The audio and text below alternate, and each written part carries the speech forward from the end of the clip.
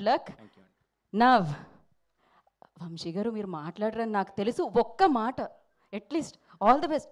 వంశీ గారు ఇప్పటి వరకు సినిమాలు అందించడమే తప్ప ఆయన మైక్ పట్టుకొని ఒక స్పీచ్ అందించలేదు. Thank you so much, but all the very best sir. And నా I request evergreen ever young Rajasekhar గారిని మాట్లాడాల్సిందిగా కోరుకుంటున్నాము. మీ అందరికీ నమస్కారం అండి. ఇదేమిటమ్మా మాయా మాయ. ఈ గ్లిమ్స్ నాకు ముందే చూపించుంటే నేను సర్వానంద్ క్యారెక్టర్ అడిగేవాడిని. అన్నీ అయిపోయిన తర్వాత చూపించారు అభి గారు. యాక్చువల్లీ నేను ఫారెన్లో ఒక ఫిల్మ్ షూటింగ్ సాంగ్స్ షూటింగ్స్ చేస్తున్నా.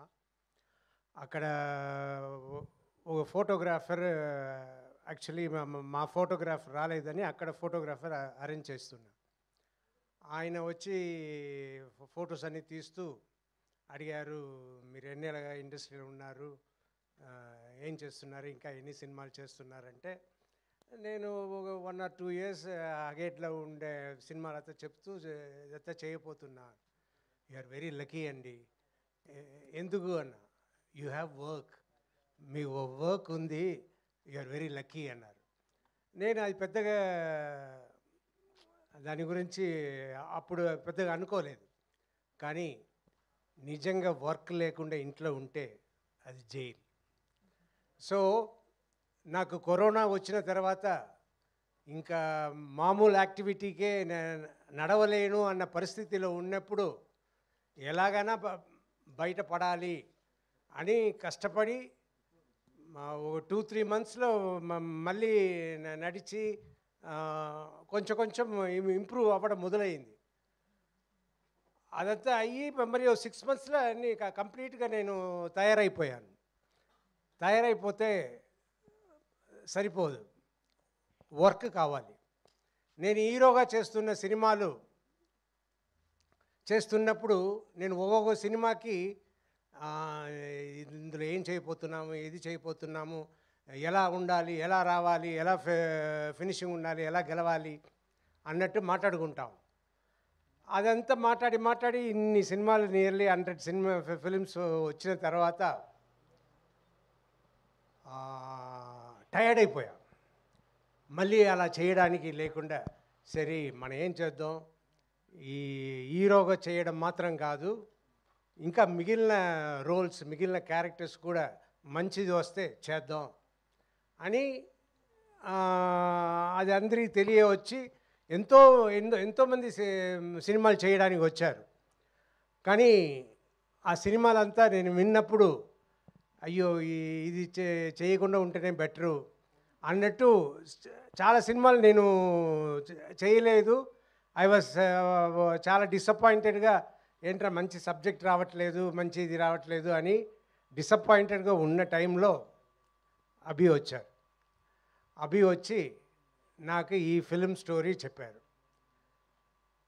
నాకు సర్వానంద్ గారు హీరోగా ఉన్నారు, ఇందులో నేను వెళ్ళి చేస్తే బాగుంటుందా, సరే ఇలాగే కదా మొదలు పెట్టాలి అని సబ్జెక్ట్ విని చాలా బాగుంది, మనకి సినిమా బాగా చేస్తే మంచి పేరు వస్తుంది అన్న దాంట్లో ఆ సినిమా చేస్తానని నేను ఒప్పుకున్నాను. కానీ నిజంగా ఆ ఫిలిం ఎంత బాగా వచ్చిందో all because of Abhilash Reddy గారు. ఎస్, ఆయన ప్రతి ఫ్రేమ్, ప్రతి షాట్, ప్రతి ఎలా యాక్ట్ చేయాలి అన్న ప్రతిదీ చెప్పి నన్ను చేయించుకున్నారు. నాకు ప్రతిరోజు షూటింగ్ అయిన తర్వాత, ఆ సీన్ అయిన తర్వాత పెద్ద సాటిస్ఫాక్షన్. ఆహా, ఇంత బాగా వస్తుంది అంటే మంచి వర్క్ తీసుకోవాలి. లేదంటే ఇప్పుడు ఇందులో యాటిట్యూడ్ చూపించండి అని అన్నప్పుడు నేను ఎప్పుడు మామూలుగా అందరితో నవ్వుతూ తిరుగుతున్నట్టు నేను ఉంటుంటే అది కాదు సార్, అక్కడ యాటిట్యూడ్ రావాలి, అది తెప్పించండి అని చెప్పి ప్రతి ఫ్రేమ్ నేను బాగా చేసేలా చేసిన అభి గారికి చాలా చాలా థ్యాంక్స్. అండ్ అదే ఈ సినిమా గెలుపు అవుతుంది. అండ్ ప్రొడ్యూసర్ అని చూస్తే వంశీ గారిని నేను ఇప్పుడే చూస్తున్నా. అంటే సూపర్ ప్రొడ్యూసర్స్, సూపర్ ట్రీట్మెంట్, అన్నీ సూపర్. ఇంత కామ్గా ఇంత ఇదిగా ఉన్నారు. మనమంతా ఇంత ఖర్చు అయితే నేను సినిమాతో చేసినవని కదా, ఈ సినిమా ఖర్చులు అన్నీ చూస్తుంటే నాకు భయం పుట్టేది. కానీ ఈయన is very cool, really great sir. అలా ఉండడమే గ్రేట్. నాకు నిన్న ఇవాళ ఈ ఫంక్షన్ ఉంది, మీరు వచ్చి ఏమైనా మాట్లాడాలి అని అభి గారు చెప్తే నేను వచ్చి ఏం మాట్లాడేది, నాకు మామూలుగానే ఇరిటబుల్ బబుల్ సిండ్రోమ్ ఎప్పుడో సఫర్ అవుతున్నా.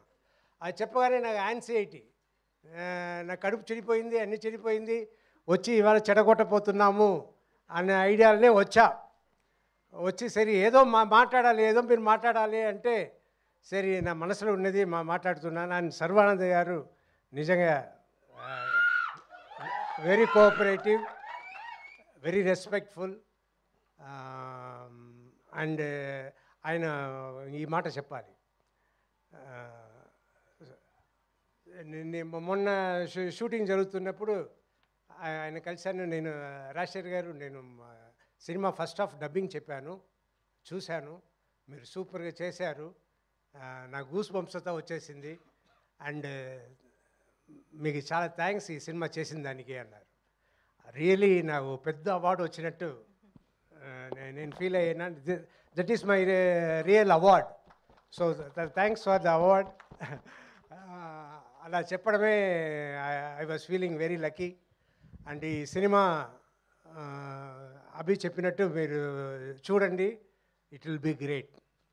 Thank you. Thank you sir, thank you so much. And one question sir, ఇది బైక్స్ రేసింగ్ ఇదంతా దీనికి సంబంధించింది కాబట్టి ఒకవేళ మీకు బైక్ ఇచ్చి జీవిత గారిని ఎక్కడికైనా తీసుకెళ్ళాలి అంటే, మరి ఇంత రేసింగ్ అలా కాదు సార్, స్లోగానే వెళ్ళొచ్చు, ప్రాబ్లం లేదు, ఎక్కడికి తీసుకెళ్దాం అనుకుంటున్నారు మీరు? Ladies hostel. Ladies hostel? ఆవిడ్ని తీసుకొని లేడీస్ హాస్టల్కి, ఆవిడ్ని హాస్టల్లో వేద్దాం అనుకుంటున్నారా సార్ ఈ వయసులో మీరు? ప్రశాంతంగా ఉందామనే కదా మీరు ఆవిడ హాస్టల్లో వేసి. So thank you so much. And yes, మరి బైకర్తో మనందరినీ పలకరించడానికి December 6th మనం